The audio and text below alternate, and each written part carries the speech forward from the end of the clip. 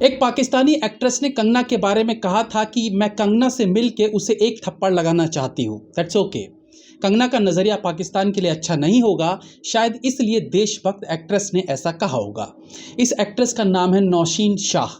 ये तो हुई राजनीतिक कटाक्ष, लेकिन अगर एक एक्टर के तौर पर नौशीन शाह खुद को कंगना से कंपेयर करें तो शायद उन्हें सच्चाई का आईना दिख जाए और शायद उन्हें एहसास हो जाए कि वो एक कलाकार के तौर पर कंगना के आसपास भी कहीं स्टैंड नहीं करती हैं।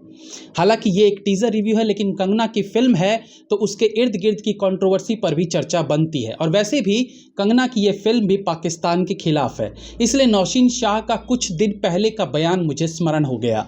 चर्चा रहेगी तेजस के टीज़र पर। वो जो एक कहावत है ना, you can love him, you can hate him, but you can't ignore him.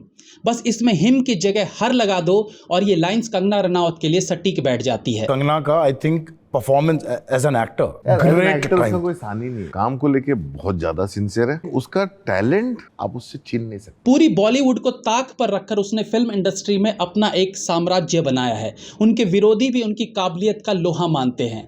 Bollywood के सरकार कहे जाने वाले करण जौहर से दुश्मनी लेकर भी अगर वो अब भी हिंदी सिनेमा की नंबर 1 एक्ट्रेस हैं तो सिर्फ इसलिए कि एज एन इंडिविजुअल उनकी विचारधारा से भले कुछ लोग इत्तेफाक ना रखते हों, लेकिन उनके टैलेंट का हर कोई कायल है। और यही वो क्वालिटी है जिसके कारण कंगना इस इंडस्ट्री में अपना दबदबा बनाए हुई है। उनकी लेटेस्ट फिल्म में वो इंडियन एयरफोर्स में देखने को मिलती हैं और सच पूछिए तो ये जो इस तरह की डिफेंस की यूनिफॉर्म है वो मेल एक्टर हो तो अक्षय कुमार पर जचती है और फीमेल हो तो one and only Kangana Ranaut पर। 1.5 मिनट से कम का टीजर है, लेकिन 1.5 मिनट रोंगटे खड़े कर देने के लिए काफी रहता है। सबसे पहले मैं टीजर के बीजीएम की बात करना चाहूंगा। बीजीएम एक सीन को बेहतर और सशक्त बनाने में एक महत्वपूर्ण योगदान देता है। कई बार अच्छे संवाद, अच्छा कैमरा वर्क और बड़ा स्टार होने के बाद भी खराब बीजीएम के कारण सीन में वो फील नहीं आ पाती जो एक्चुअली उस सीन में आनी चाहिए। वहीं कई बार कमजोर संवाद, कमजोर कैमरा मूवमेंट और कमजोर सिनेमेटोग्राफी वाले सीन भी अच्छे बीजीएम के कारण निखर कर पर्दे पर आ जाते हैं। तो तेजस में सुनाई दे रहा बीजीएम एकदम अप टू मार्क है। बीजीएम में कुछ गुरबानी जैसा भी सुनने को मिलता है जो निसंदेह उस सीन को जबरदस्त बनाता है जहां सचमुच कंगना युद्ध के लिए रेडी हो रही हैं, क्योंकि बैकग्राउंड में फीमेल वॉइस में सुनने को मिल रहा था, निश्चय कर अपनी जीत करो। इसके बाद देखने को मिलता है कंगना का एंट्री सीन, जिसे 2-3 एंगल से दिखाया गया है। पहले साइड लोअर एंगल में, फिर मिड शॉट में और फिर क्लोजअप। लेकिन इससे पहले कंगना का एक डायलॉग जहां वो कहती हैं, जरूरी नहीं हर बार बातचीत होनी चाहिए, जंग के मैदान में अब जंग होनी चाहिए, हो गया है मेरा वतन पे बहुत सितम, अब तो आकाश से बारिश नहीं आग बरसनी चाहिए।